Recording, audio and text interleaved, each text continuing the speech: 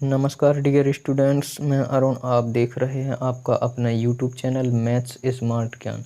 Student, आज की इस वीडियो में हम NCERT maths class 10th chapter 1 real numbers यानी वास्तविक संख्याओं में प्रश्नावली 1.2 का प्रश्न क्रमांक 1 हल करेंगे। स्टूडेंट, प्रश्न में कहा गया है कि निम्नलिखित संख्याओं को अभाज्य गुणनखंड के रूप में व्यक्त कीजिए। तो चलिए इस प्रश्न को हल करते हैं। इसका पहला पार्ट है 140। तो स्टूडेंट, हम इस प्रश्न को हल करते हैं। यहाँ पर 140 का गुणनखंड करना है हमें, तो इस तरह से 140 लिख लेंगे। अब इस 140 में हमें क्या करना होगा, भाग लगाना होगा। जितने से यह कटे उसका भाग देना है। यहाँ पर लास्ट में जीरो है, इसलिए इसमें 2 का भाग चला जाएगा। तो 2 का इसमें जब भाग देंगे तो 2 सत्ते 14 और यहाँ पर 2 शून्य शून्य। इसके बाद अभी भी लास्ट में 0 है, तब भी 2 से विभाजित हो जाएगी ये संख्या। तो 2 3 बार पढ़ेंगे तो 6 जाएगा, 2 3 6, और यहाँ पर 1 बच जाएगा क्योंकि यहाँ पर 7 है, तो 1 यहाँ आ जाएगा तो ये 10 बन जाएगा। तो यहाँ पर हो जाएगा 2 पंचे 10। इसके बाद अब यहाँ पर लास्ट में 5 आ गया यानी विषम संख्या, तो यह पूरी संख्या विषम संख्या से ही किसी विभाजित होगी।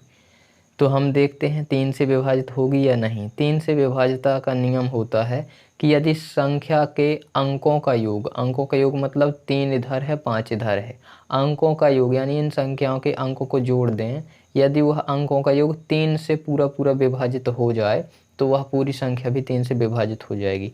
हम यहाँ चेक करते हैं 3 और प्लस 5, यदि 3 और 5 को जोड़ेंगे तो 8 होता है, जो कि 8 3 से विभाजित नहीं होगा, इसलिए यह पूरी संख्या यानी 35 3 से विभाजित नहीं होगी। तो लास्ट में 5 है इकाई के स्थान पर, इसलिए यह संख्या 5 से विभाजित हो जाएगी। तो 5 का जब इसमें भाग देंगे तो 5 सत्ते 35, 7 बार में यह संख्या विभाजित हो जाएगी। अब 7 तो स्वयं अभाज्य संख्या है, तो 7 से ही विभाजित होगी। इस तरह से हम इस 140 के अभाज्य गुणनखंड कर लेंगे। अब इसके अभाज्य गुणनखंड क्या आ गए हैं, इनको लिख लेते हैं।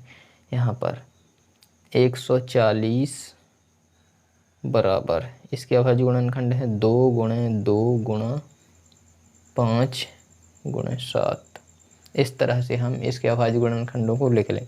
अब इधर देखेंगे 2 की घात कितनी है, उसको रिप्रेजेंट कर देंगे, इधर दर्शा देंगे।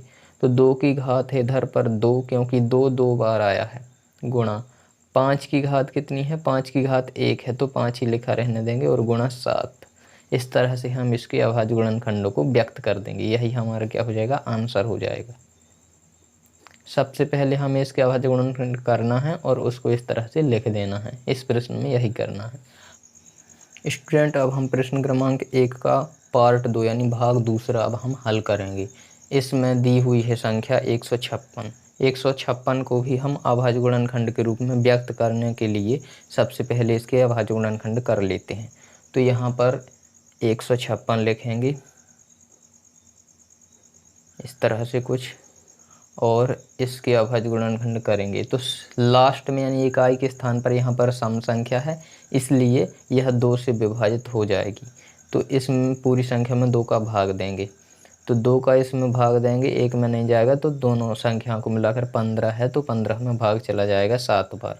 2 सत्ते 14, यहाँ पर 1 बच जाएगा, क्योंकि यह 15 है, 1 बच जाएगा तो इधर आ जाएगा, इधर 1 आएगा, तो यह कितनी बन जाएगी संख्या, 16 बन जाएगी। तो यहाँ पर हो जाएगा 2 8 16, 8 बार में यह संख्या कट जाएगी। इसके बाद अभी भी लास्ट में सम संख्या है, इसलिए अभी भी यह 2 से विभाजित हो जाएगी। तो अब हम इसमें 2 का भाग देंगे, तो 7 में जब देंगे तो 3 बार जाएगा, 2 3 6। यहाँ पर 1 शेष बच जाता है, इसलिए यह 1 इधर आ जाएगा, तो यहाँ पर बन जाएगी संख्या 18। तो यह 9 बार में चला जाएगा, 2 नाम 18। इस तरह से यह 78 2 से विभाजित हो जाएगी। अब यहाँ पर देखिए लास्ट में 9 यानी कि विषम संख्या है, इसलिए यह किसी विषम संख्या से ही विभाजित होगी। तो विषम संख्या पहली विषम संख्या अभाज्य विषम संख्या पहली जो है वह क्या है, 3 है। तो हम 3 से चेक करेंगे यह 3 से विभाजित होगी या नहीं। 3 से विभाजिता का नियम होता है अंकों को जोड़ेंगे सबसे पहले, तो 9 और 3 12 होगा। अब उन अंकों को योग में हम 3 का भाग देकर देखते हैं, तो 12 3 से विभाजित हो जाएगा। इसलिए यह पूरी संख्या भी 3 से विभाजित हो जाएगी। यहाँ पर हम 3 से भाग देंगे तो 3 एकम 3 और यहाँ 3 त्रिका 9। इस तरह से यह 39 भी 3 से विभाजित हो जाएगी। अब यह 13 तो स्वयं अभाज्य संख्या है, इसलिए यह 13 स्वयं 13 से ही विभाजित होगी। तो इस तरह से यह 156 के अभाज्य गुणनखंड हो जाएंगे। अब इनको लिख लेते हैं 156। तो 156 के अभाज्य गुणनखंड जो आए हैं इस प्रकार से हैं, 2 गुणे 2 गुणा 3 गुणा 13। इस तरह से यह 156 के अभाज्य गुणनखंड हैं। अब इसमें देख लेते हैं 2 कितने बार आया है। 2 आया है 2 बार, इसलिए 2 की घात कितनी हो जाएगी 2 गुणा 3 आया है 1 बार, तो 3 की घात 1 ही है। 1 को लिखें या ना लिखें कोई फर्क नहीं पड़ता है। अब यहाँ पर 13 की घात भी 1 ही है, क्योंकि 13 1 बार ही आया है। तो यही हो गया हमारा अभाज्य गुणनखंड। तो हमने इस 156 के अभाज्य गुणनखंडों को इस दर्शा दिया है। स्टूडेंट, अब हम प्रश्न 1 का पार्ट तीसरा यानी भाग 3 हम हल करेंगे। इसमें दिया हुआ है 3825। इसके हमें अभाज्य गुणनखंड करने हैं। तो यहाँ पर हम लिख लेंगे 3825 इस तरह से। अब हम इसको देखते हैं कि यह कितने से विभाजित होगी यह संख्या। तो यहाँ पर हम लास्ट में 5 देखते हैं। इसका मतलब है कि यह विषम संख्या है, इसलिए यह पूरी संख्या किसी विषम अभाज्य संख्या से ही विभाजित होगी। स्टूडेंट, अब हम इस 3825 को 3 से विभाज्य हो रही है या नहीं इसको चेक करते हैं। तो यहाँ पर इसके अंकों को जोड़ लेंगे, 3 + 8 + 2 + 5। इसको जब जोड़ेंगे तो यहाँ पर हो जाएगा 5 2 7 3 10 और 8 18। इसका योग 18 हो रहा है। यह 18 3 से विभाजित हो जाएगा 6 बार में।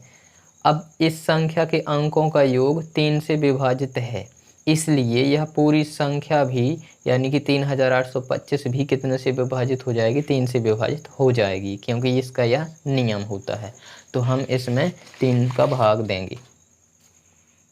तो स्टूडेंट, हम 3825 में 3 का भाग देंगे, यानी यह इसको 3 से विभाजित करेंगे।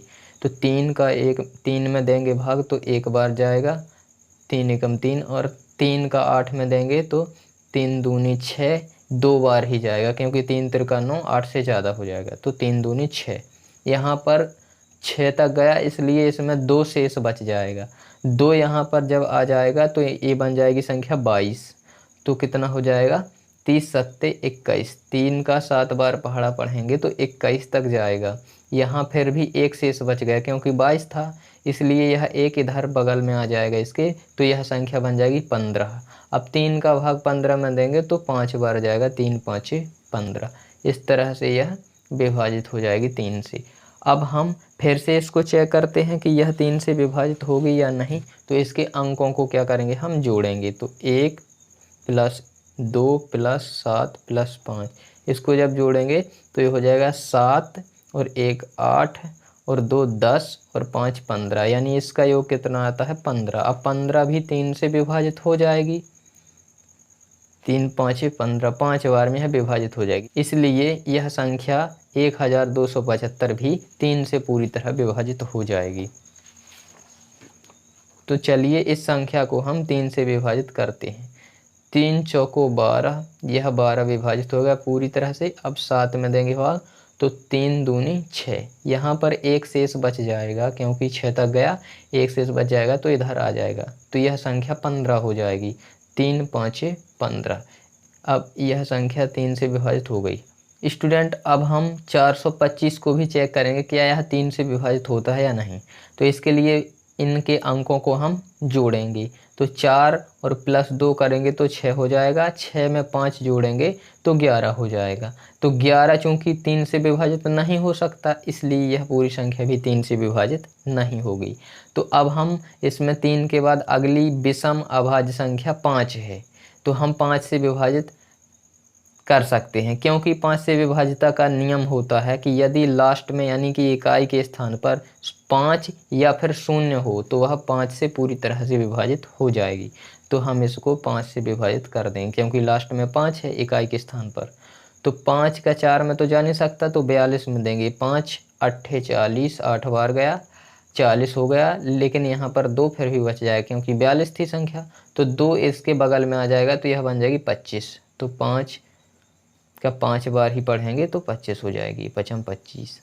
अब 85 है इधर, 85 में भी 3 का तो भाग जा ही नहीं सकता, नहीं तो हम पहले ही दे देते।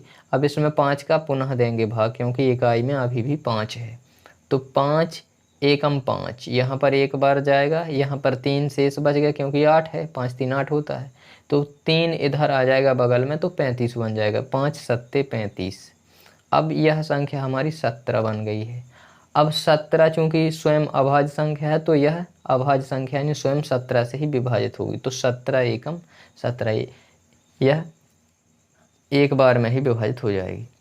अब हम 3825 को लिख लेते हैं कुछ इसके गुणनखंडों के रूप में। तो 3825 के अभाज्य गुणनखंड क्या है? 3 गुणे 3 गुणा 5 गुणा 5 गुणा 17। इस तरह से हम इसके अभाज्य गुणनखंडों को लिख लेते हैं। अब यहाँ पर देखते हैं और शॉर्ट में लिख देते हैं। तो 3 की घात कितनी बनेगी? यहाँ पर 2, क्योंकि 3 2 बार आया है इसलिए 3 की घात 2 गुणा 5 भी 2 बार आया है तो 5 की घात भी 2 बन जाएगी। यहाँ पर 17 एक बार ही आया तो 17 की घात 1। 1 लिखें या ना लिखें इससे कोई फर्क नहीं पड़ेगा। तो यही हमारा क्या हो जाएगा, इस क्वेश्चन का आंसर हो जाएगा। हमने इसके अभाज्य गुणनखंडों को व्यक्त कर दिया है। स्टूडेंट, अब हम प्रश्न क्रमांक 1 का भाग 4 यानी कि पार्ट चौथा हम हल करेंगे। इसमें है 5005, इसके भी हमें अभाज्य गुणनखंड के रूप में व्यक्त करना है इस संख्या को। तो इसके लिए हम इसके अभाज्य गुणनखंड ज्ञात कर लेंगे सबसे पहले। तो 5005 के अभाज्य गुणनखंड कर लेंगे। इसमें देखेंगे लास्ट में संख्या के 5 है यानी कि विषम संख्या है, तो यह पूरी संख्या किसी विषम संख्या से ही विभाजित होगी। तो पहले नंबर 3 से चेक करेंगे कि यह संख्या 3 से विभाजित होती है या नहीं। 3 से विभाजितता का नियम होता है अंकों का योग यदि 3 से विभाजित हो जाए तो संख्या भी पूरी 3 से विभाजित हो जाएगी। तो इनके अंकों को जोड़ लेते हैं। 5 + 0 5 ही रहेगा, प्लस 0 5 ही रहेगा और प्लस 5, तो 5 और प्लस 5 करेंगे तो 10 आएगा। अब 10 चूँकि 3 से विभाजित नहीं हो सकता है इसलिए यह पूरी संख्या 3 से विभाजित नहीं होगी। तो अब संख्या यह 5 से विभाजित हो जाएगी क्योंकि इकाई के स्थान पर 5 है तो वह संख्या 5 से विभाजित हो जाती है। 5 का इसमें भाग देंगे तो 5 एकम 5, 5 शून्यम 0, 5 शून्यम 0 और 5 एकम 5, यह संख्या 5 से विभाजित हो जाएगी और 1001 नई संख्या बन जाएगी। अब यह संख्या कितने से विभाजित होगी इसको हम चेक कर लेते हैं। अब 5 से तो यह विभाजित नहीं हो सकती क्योंकि इकाई के स्थान पर 1 है। इकाई के स्थान पर यदि 0 होता या 5 होता तो संख्या 5 से विभाजित हो जाती। तो अब हम अगली संख्या को चेक करेंगे, क्या यह अगली अभाज्य संख्या से विभाजित होती या नहीं। अगली अभाज्य संख्या है 7, तो 7 से इसको विभाजित करके देखते हैं। 7 का इसमें भाग देंगे तो यहाँ पर 1 में तो नहीं जाएगा तो 10 पूरे 2 अंकों में भाग देंगे तो 7 एकम 7, यहाँ पर एक बार गया लेकिन यहाँ पर 10 था तो 3 यहाँ पर बच जाएगा, 3 इसके बगल में आ जाएगा तो ये बन जाएगी संख्या 30। तो 7 का पहाड़ा पढ़ेंगे तो 4 बार में 30 से छोटी ही संख्या रहेगी, 7 चौको 28। अब यहाँ पर 28 तक गया लेकिन 30 था तो यहाँ पर 2 फिर भी बचेगा शेष, तो 2 इसके बगल में आ जाएगा तो यह संख्या 21 बन जाएगी, 21। तो 7 3 21 यानी 7 का 3 बार पढ़ेंगे पहाड़ा तो 21 हो जाएगा। इसके बाद स्टूडेंट अब हम इसमें देखते हैं कि यह 7 से विभाजित होगी या नहीं। तो 7 दूनी 14, अब ये 14 2 बार में तो विभाजित हो गया लेकिन यह 3 बच गया तो अब इसमें 7 का भाग नहीं जा सकता, इसलिए यह संख्या 7 से नहीं होगी विभाजित। अब हमें क्या करना है, 11 से विभाजित करना है क्योंकि 7 के बाद 11 ही अगली अभाज्य संख्या है। तो इस 11 से हम क्या करेंगे, इसको विभाजित करेंगे। 11 का इसमें भाग देंगे, 11 एकम 11, यहाँ पर एक बार गया लेकिन यहाँ पर 14 है तो यहाँ पर 3 बच गया शेष फल, तो यहाँ पर 3 इसके बगल में आ जाएगा तो यह बन जाएगी संख्या 33। तो यह हो जाएगा 11 तिहाई 33 यानी 3 बार गया तो यह 33 हो गया। अब 13 आए इधर, तो 13 क्योंकि स्वयं अभाज्य संख्या है तो यह अपनी स्वयं से ही विभाजित होगी 13 से ही। 13 एकम 13, यह एक बार में 13 खत्म हो जाएगा। अब इसके बाद क्या करेंगे, हम इसके अभाज्य गुणनखंडों को लिख लेते हैं। 5005 के अभाज्य गुणनखंड क्या आए हैं हमारे, 5 गुणा 7 गुणा 11 गुणा 13, यह हमारे अभाज्य गुणनखंड आए हैं। इसको हमने इस तरह से लिख लिया।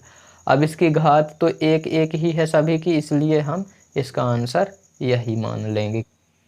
स्टूडेंट, अब हम प्रश्न क्रमांक 1 का भाग 5 यानी कि पार्ट 5वां देखेंगे। इसमें हमें 7429 के अभाज्य गुणनखंडों को लिखना है। तो इसमें हम 7429 के अभाज्य गुणनखंड कर लेंगे पहले। स्टूडेंट, यह 7429 17 से विभाजित होगी। अब 17 से विभाजित होगी तो हम इसमें 17 का भाग देंगे।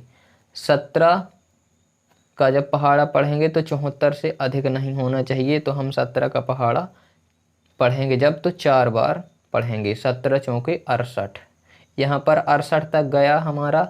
इसके बाद 68 से यह कितना ज़्यादा है 74, तो 68 और 2 हो जाएगा 70, और 2 और 4 यह है 74 है, क्योंकि तो 4 और 2 पिछला, तो 4 2 6, तो 6 हमारा इसमें फिर भी बच गया।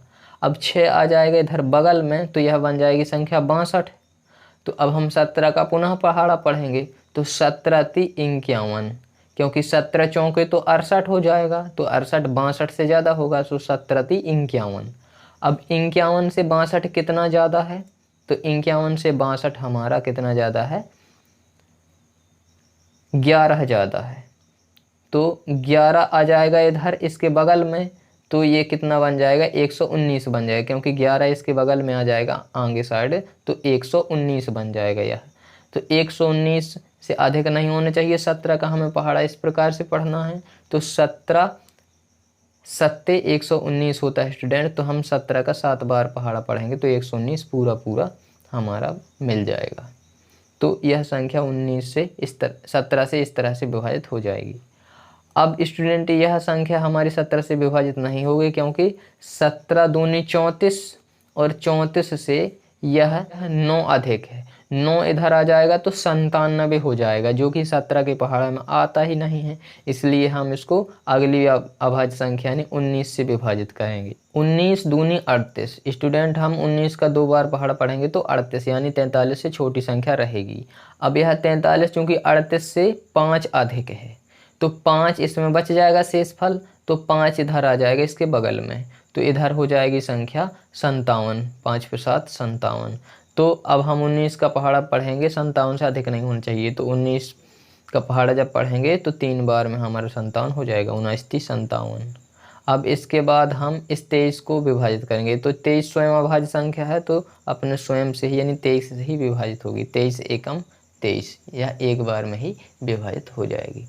स्टूडेंट, अब हम इसके अभाज्य गुणनखंडों को लिख लेंगे, तो 7429 इसके अभाज्य गुणनखंड 17 गुणा 19 गुणा 23, यह इसके अभाज्य गुणनखंड है स्टूडेंट। तो यह प्रश्न यहीं पर समाप्त हो जाएगा, क्योंकि इसमें कोई भी अभाज्य गुणनखंड 2 या 3 बार नहीं आया है, इसलिए इसको इसी तरह से ही लिखेंगे। स्टूडेंट, इसी के साथ प्रश्न क्रमांक 1 के 5 पार्ट यहीं पर समाप्त होते हैं।